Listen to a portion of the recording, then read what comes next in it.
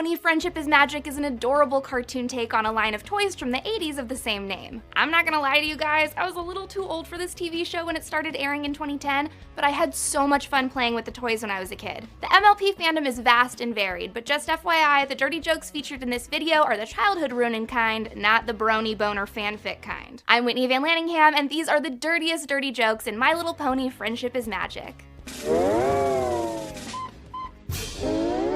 Number 10. In this episode, Rainbow Dash flies straight into Fluttershy's room without even knocking, and proceeds to try to pull her out of bed. Unfortunately, ponies don't wear pajamas, or really any type of clothing, so this happened. Come on, Fluttershy! Cider season's about to start! Seriously guys, I know sleeping naked is great and all, but friends like Rainbow Dash are why PJs are sometimes kinda necessary. Number 9. When Sparkle's pony pals throw her a surprise party, things get real adult real quick. They call out to Spike to see if he can refill their punch glasses and notice that he's fallen asleep in the punch bowl. That's when Pinkie Pie says this. And now the punch has been spiked! This show is for kids aged 2 to 11, and I'm pretty sure elementary schoolers don't need to learn what a spiked punch bowl is till at least junior year of high school. Number 8.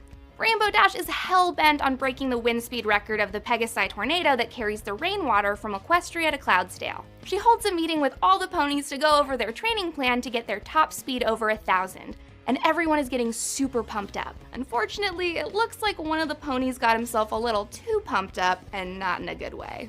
Are we gonna be fast? Yeah!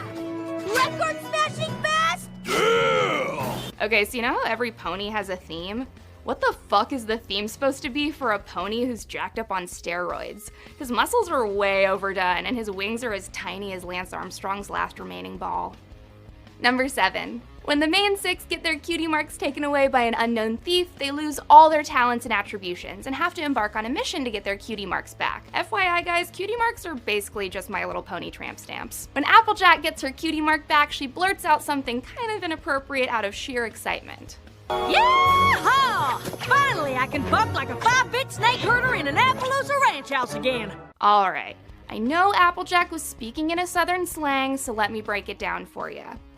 Bucking like a snake herder is a euphemism for doing some fucking, and an Appaloosa ranch house could be an equestrian code name for a whorehouse.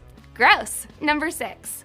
This situation seems pretty awkward and non-ideal for every single pony involved. In this episode, the ponies find themselves each suffering from a very different, very random ailment. Most of the ponies' ailments are pretty harmless, except for Twilight Sparkles. Look at all of you! We got Harity, Rainbow Crush, Spitty Pie, Apple Teeny, Flutter Guy, and, I got nothing. Come on, even Spike doesn't know what to say about Twilight Sparkle's flaccid horn. Do they even make Viagra for unicorns? Man, that's something I've never had to think about before. Number 5. It shouldn't come as any surprise that My Little Pony would include a cute butt joke. The ponies literally have cutie marks on their flanks, so one was bound to pop up sooner or later. When Spike goes looking for animals to pet sit for his pony friends so that he can collect enough gems to bake into a gem cake, Zecora offers to help him, but for a price.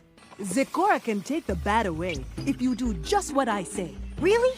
But before I can do my duty, I'm going to need some of your booty. Alright, you can tell me all you want that Zecora meant booty in the pirate way, but I refuse to believe it. Who wouldn't want a piece of Spike's cutie little booty? Number 4. It's always been kind of implied that there might be some weird incest vibes between Applejack and her brother Big Macintosh because they're from the South, but this might be one of the most convincing pieces of evidence yet. When Big Mac tells his little sister that he thinks she might have bitten off more than she can chew with her upcoming harvest responsibilities, Applejack responds with this. Are you saying my mouth is making promises my legs can't keep? Yep. I really don't want to think about what kind of promises involving Applejack's mouth she's talking about here, and I definitely don't want to think about Applejack's lack of pony genitalia any longer than I actually have to. Number 3. When Fluttershy's voice goes through a big change after ingesting a poison joke, she decides to use her newfound Barry White voice to help out the pony tones when Big Mac loses his voice. While Fluttershy is singing and grooving outside, Big Mac watches her while he lip syncs. That's when this happens.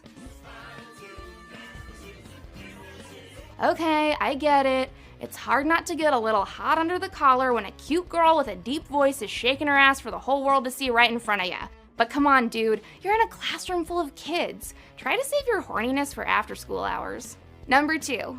On the way to the Grand Galloping Gala, Spike starts listing off all the places he's planned to take the girls on his carriage ride over to Canterlot. We all know he has a crush on Rarity, but he definitely takes his crush a little too far. I gotta show Rarity the crown jewels. Okay, there's no way that Spike has access to the actual crown jewels, because I'm pretty sure that any kingdom keeps its most valuable possessions under lock and key and armed guard at all times. That must mean he wants to show Rarity the crown jewels he's smuggling in his pants. Number 1. This is definitely one of those blink and you'll miss it jokes, so pay attention. When Cheese Sandwich and Pinkie Pie finally patch things up and decide to work together to plan Rainbow Dash's party, some of the partygoers end up behaving a little too enthusiastically.